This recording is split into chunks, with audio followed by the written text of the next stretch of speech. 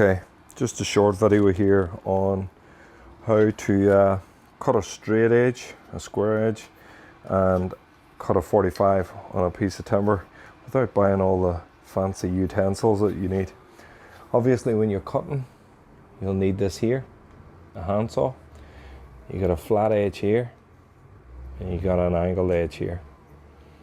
So you probably didn't know, you just thought it looked cool, but on this here, get your flat edge, and you put it against the flat of the timber, slide it wherever you want to cut at,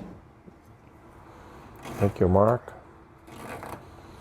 that's it, straight edge. Same goes for the 45.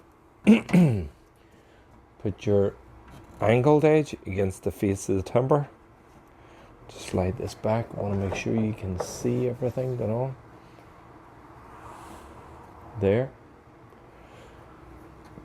Nicely along that point, the angle piece. There's your 45 degrees here. Make a mark. Job done. So that's how you achieve a square edge cut and a 45 degree cut.